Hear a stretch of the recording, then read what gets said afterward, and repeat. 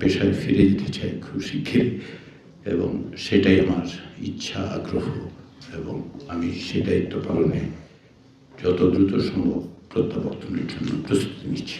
সবার কাছে একেবারে আনকন্ডিশনালি ভালোবাসা সহ ক্ষমা চাই যে কেউ যদি আমার উপরে কোনো রকম মন খারাপ, মন কষ্ট বা কারোর মধ্যে কোনো দুঃখবোধ থাকে, আমি ক্ষমা চেয়ে নিচ্ছি।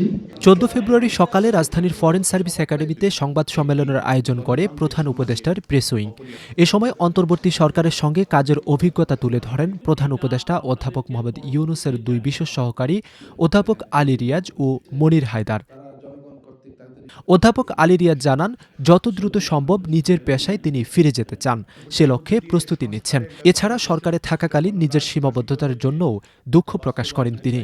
আমি আমার পেশায় ফিরে যেতে চাই খুব শিগগিরই, এবং সেটাই আমার ইচ্ছা, আগ্রহ, এবং আমি সেই দায়িত্ব পালনে যত দ্রুত সম্ভব প্রত্যাবর্তনের জন্য প্রস্তুতি নিচ্ছি।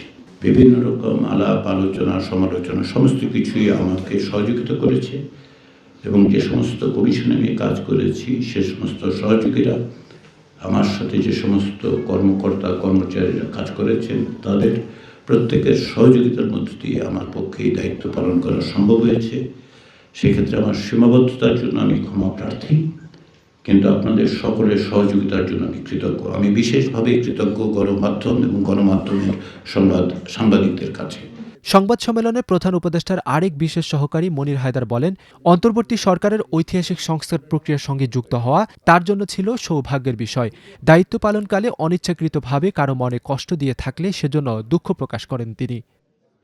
একজন নাগরিক হিসাবে তো বটেই, একজন সাংবাদিক হিসাবে এই ঐতিহাসিক প্রক্রিয়ার সঙ্গে যুক্ত হওয়াটা আমার জন্য খুবই সৌভাগ্যের এবং তৃপ্তির একটা ব্যাপার ছিল, কারণ আমি সাংবাদিকতার পাশাপাশি অ্যাক্টিভিজমে জড়িত ছিলাম। আমি সবার কাছে একেবারে আনকন্ডিশনালি ভালোবাসা সহ ক্ষমা চাই যে কেউ যদি আমার উপরে কোনো রকম মন খারাপ, মন কষ্ট বা কারোর মধ্যে কোনো দুঃখবোধ থাকে, আমি ক্ষমা চেয়ে নিচ্ছি। আমি আপনাদেরই লোক, আপনাদের হয়েই একটা ঐতিহাসিক কাজের সঙ্গে সম্পর্কে যুক্ত হয়েছিলাম, আবার আপনাদের কাছেই ফিরে আসছি। রবীন্দ্রনাথকে উদ্ধৃত করে যদি বলি, মোর নাম এই বলে খ্যাত হোক, আমি তোমাদেরই লোক, আর কিছু নয়, এই আমার শেষ পরিচয়।